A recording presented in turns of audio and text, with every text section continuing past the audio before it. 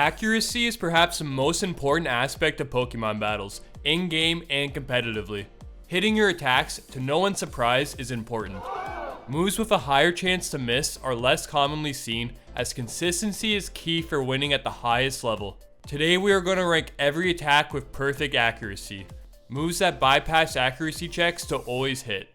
Now 100% accurate moves are just that, a 100% chance to hit. But they take into account accuracy and evasion changes while also factoring items and abilities that can make them miss. Moves that bypass accuracy checks are usually seen as weaker and unviable, trading power for the ability to always hit.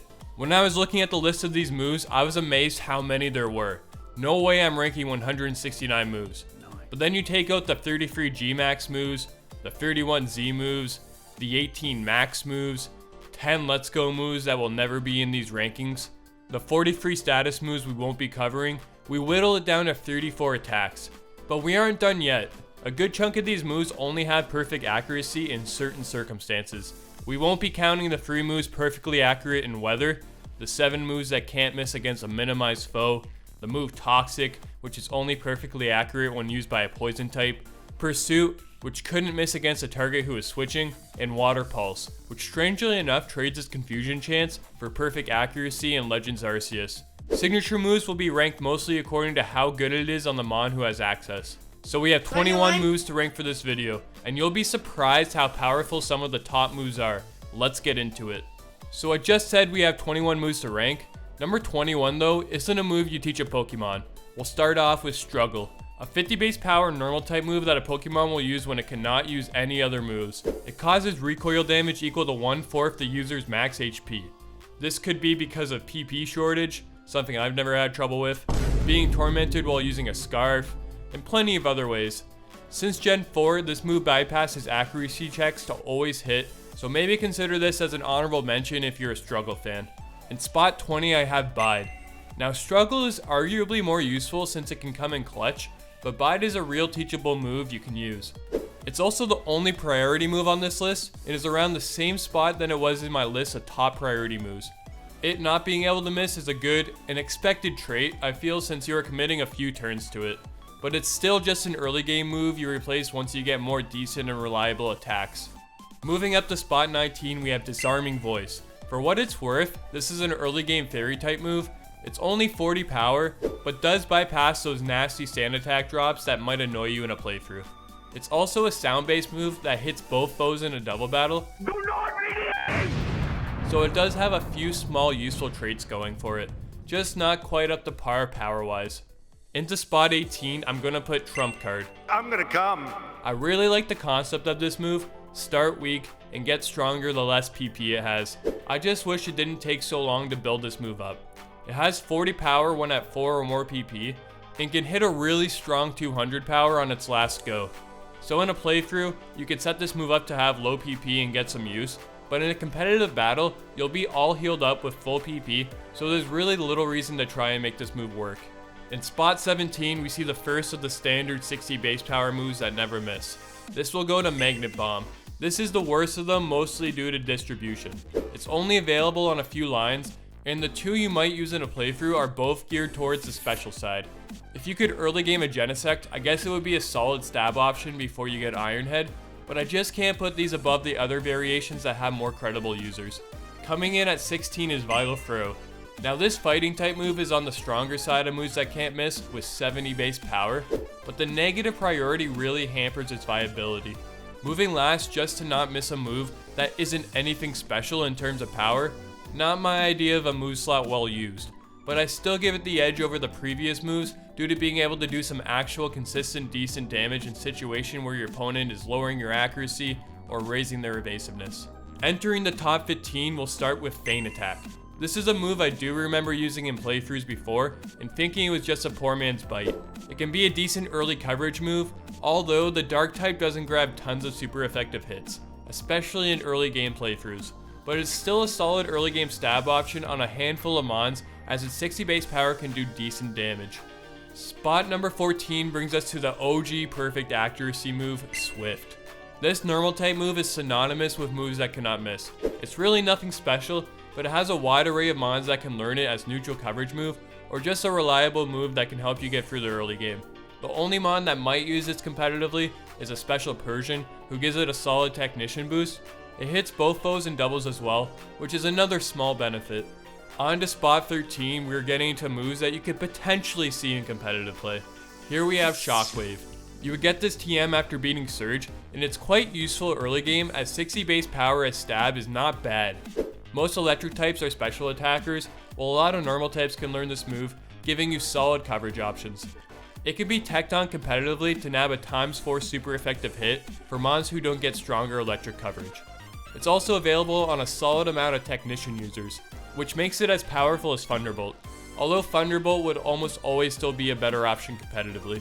For spot 12, I have a tough one to rank. It's the move False Surrender.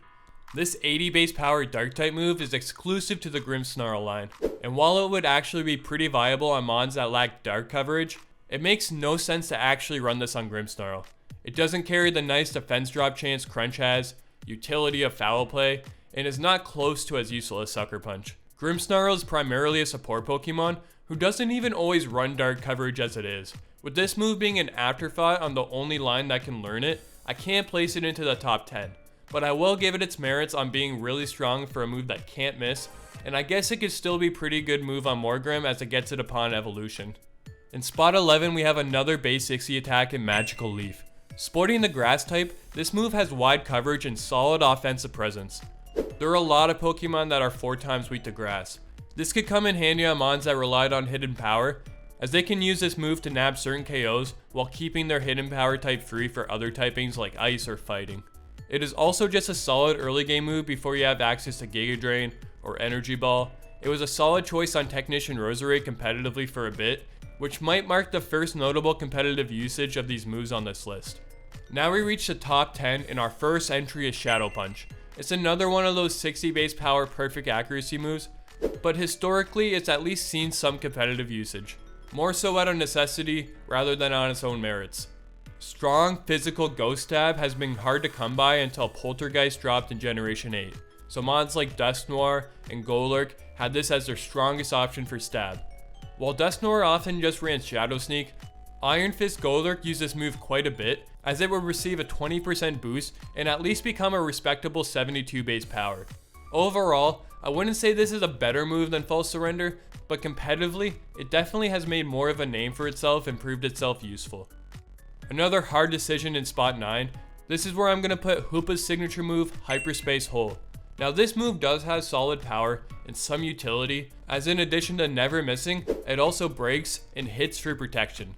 This is a solid move in its own right, but Hoopa never really uses it. It may have seen some use in the generation it debuted in, as it could work against Wish Protect users like Alomomola, but Hoopa would rather use Psyshock, Psychic, or even the new Psychic Noise, as they give more utility in Psyshocks and Psychic Noise's case, and power in Psychics.